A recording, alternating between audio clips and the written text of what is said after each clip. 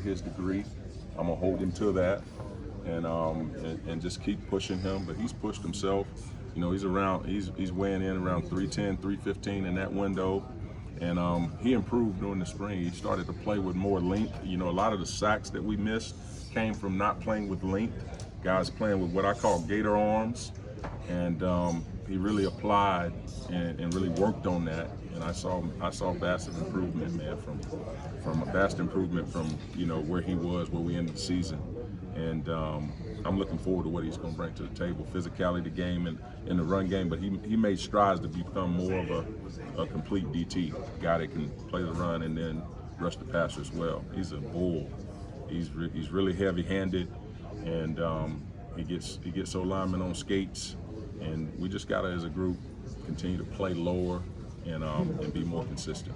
We've heard a lot about just the improved competitive depth throughout the defense. In a perfect world, how many defensive tackles would you like to be able to rotate this season? Well, like you know, you look at this running backs. You know, I kind of took this from what running backs used to do in the NFL. You know, they look at it as tread on the tires at the end of the season, because you're not, if you're where you want to be, you're not preparing just to play a 12-game season. You're preparing for 15. And for my room, that number has been 6. And Lord forbid, knock on wood, you know, you have somebody go down. It's a very physical position. You're in the middle of the war, and you got guys, you know, linebackers from behind you that you don't see coming, sometimes rolling you up. And so, you know, you're likely going to have an injury. And if you are able to develop 6, then you can survive losing a guy and still play at a high level and play winning football. And that's what we got to get to. This year, it may be even more than that we have that can play winning football. Whatever that maximum number is, 6 has been that number in the past for me, that are ready to go and play at a high level and that you can go and win a conference with. And that's what we're aiming for. You know, that's our goal.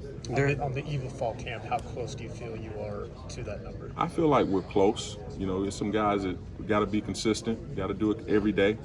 You know, can't take 1 step forward, 2 steps back, that sort of deal. But that's my job to inspire them and stuff. It's my job to capture them and to get them over the hump of whatever's holding them back. There seems to be a little bit of confidence, even with other coaches with their positions compared to last year. Can you talk about just that year 1 to year 2 growth and just how much maturation that's taken? Man, you know, players are going to evolve naturally when you give them the opportunity, and they're made of the right stuff. They're going to go to work, and they're going to start to understand a light's going to click on. And then, man, confidence comes from preparation, and preparation brings separation. That's what you're going to see with our group, and that's what we saw on all 3 levels. You know, and competition is a big part of that too. You know, talked about that earlier with, you know, there's no better motivator for improvement that if I don't get this, somebody else will. And those guys, they know that, and they know that their brothers are capable. But what I love even more in our culture is that you don't have nobody guarding what they got. You got a bunch of givers still, and you can't have that culture if people aren't giving their best. Like it, because you got to believe, man, that your best is good enough. And as long as you're giving your best, it doesn't matter left or right. You got to have tunnel vision, but you also got to, you know, be open to helping your teammates. And then that's when you have the best coaches, and that's why we're on the right track. Do you feel like obviously the addition of the Dejon Terrys of the world, does that breed more confidence in you as a coach, just because the transfer portal allows for so much, doesn't it? It does, and man, you know, you get a guy with experience coming in the door who's played at a high level, who, you know, won 10-plus games last year, and, you know, he's been battle-tested, and, you know, you see the way he comes in and works. It has to, you know, breathe in excitement for you, and I know it made my room step up their professionalism and the way that they push themselves, because he lives up here. He lives in the meeting room. And, you know, when you know what somebody that you're competing against has on you, which is knowledge of the playbook a lot of time, incoming freshmen or transfer players, knowledge of the playbook is the main thing that they're behind on. So you attack that with everything in you, and you spend time and you invest until you close the gap. And I think he's closed it a good bit because he's been relentless since he got here. What are you looking for specifically out of your group in fall camp? Man, just improvement every day. You know, if we can be the most by, you know, every day, you know, we have goals that we're trying to reach. You know, as a D-line, 4 sacks within team drills, 7 tackles for loss. 7 tackles for loss and 10 knockbacks. That's what you're trying to get. And you know, when you're playing against a short quarterback, you want to plug in there 2 PBUs at least a day, so that you keep your guys. Your goal should keep them focused on, you know, achieving something that's going to help them win the game. And we also want to, you know, put a clock on the quarterback. We want to put a clock on it. Like, guys think they're getting sacks in one-on-ones. Well, you got 2.7 seconds. If you didn't get to the bag by then, it's not a sack. And so you're going to improve your rush efficiency that way. And I'm talking about pass rush. And that's what we got to do. We got to find all of those and not cutting corners, because more careers get cut short by shortcuts than anything. We're not trying to look for a shortcut, but we do have to find the quickest route. And that's what we're trying to do, find the quickest route to their best. And if that's me and Coach Chavis, Coach Venables, all of our coaches coaching them, and you know, always keeping the stress in front of them, like, man, this is what offenses see. This is where they're going to attack. This is what I have to do, and this is what I got to protect. That's what we got to do it all the time, over and over and over again, until they can repeat it like they're me.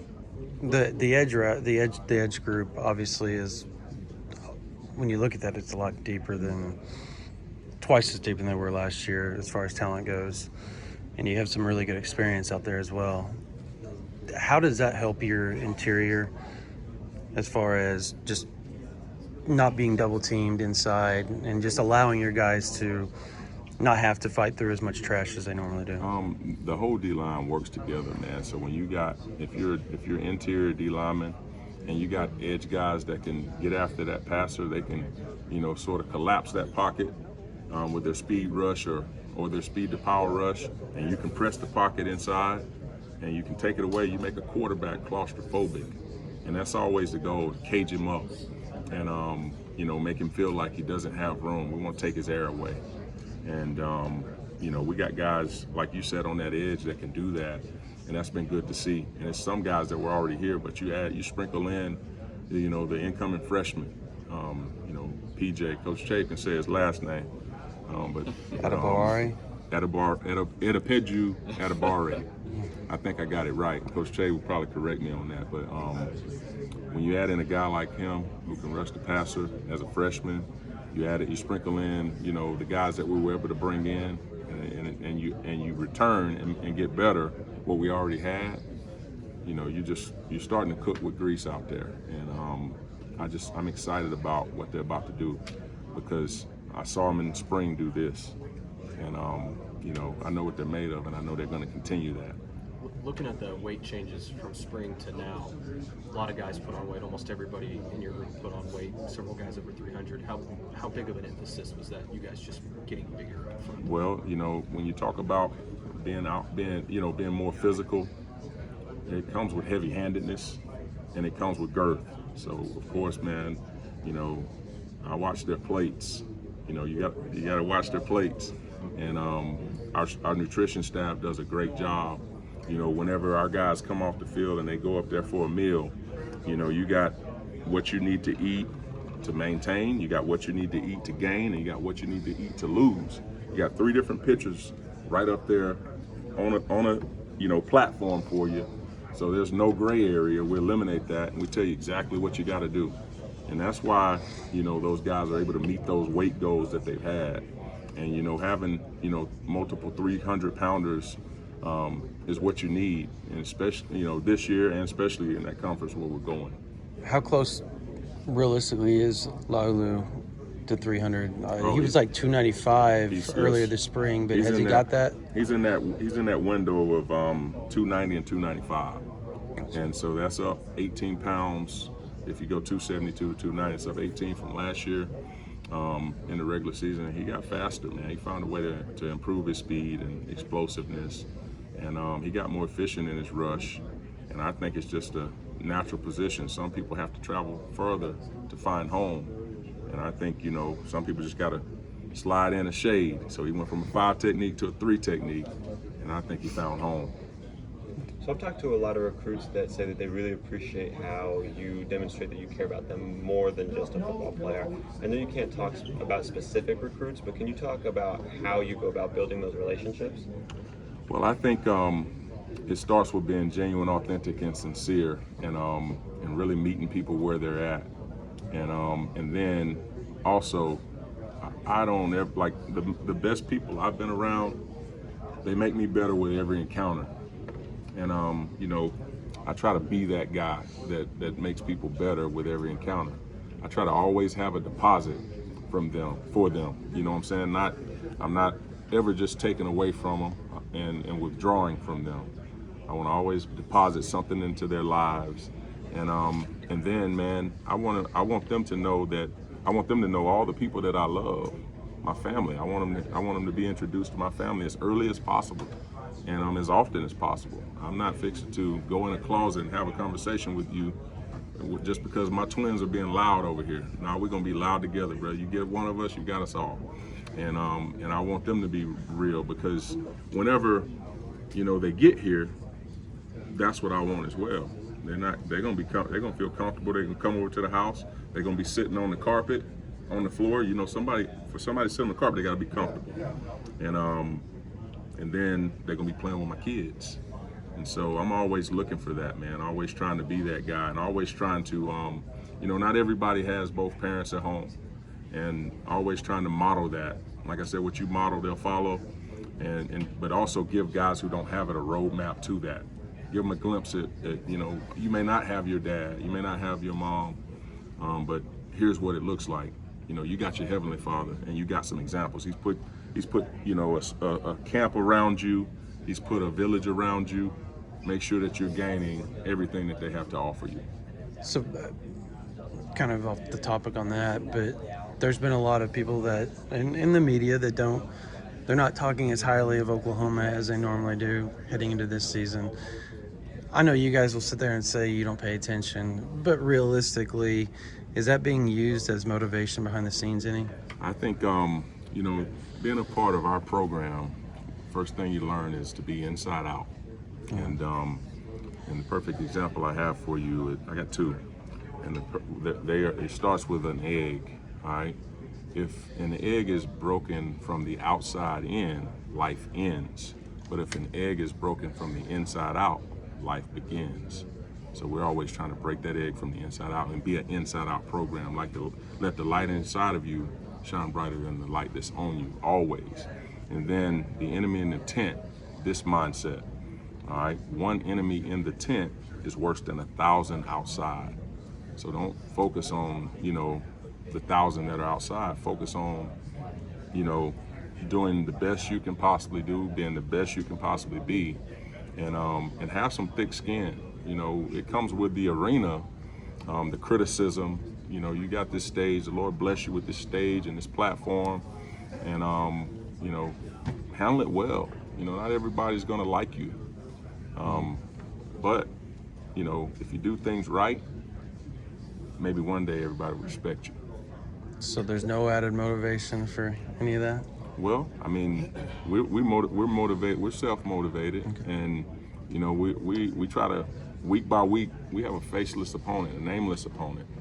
And, you know, if somebody out there gives bulletin board material, no doubt we're going to use that.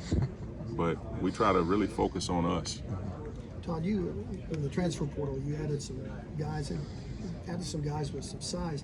I remember at the end of the spring you were talking about you wanted guys to have a great offseason. It looked like they did. Talk about your inside guys, because it looks like they're bigger, stronger. Yes, sir. They did an inside job, man. I tell you what, they really went to work, and that's the only way to improve the way we needed to. Was we really had to do some grown man work with hard hat on and a lunch pail. And not really expecting any praise for it, because that's the job of a defensive tackle. It's the closest thing to an offensive line, and probably the second most selfless position, other than offensive line. Those guys, they're eating double teams. They're doing a lot of the dirty work, and I really appreciate them. And I make sure I make a big deal about it. You know, if you're gonna make a big deal about a mistake, you better celebrate them even harder. So I mean, those guys have really put in that work, and man, I can't wait to see the fruit of their labor coming in this camp and just continuing to grind. But the fruit of their labor this season. Kelly and Co. They played quite a bit of football so far. They have, and you know, the experience that we have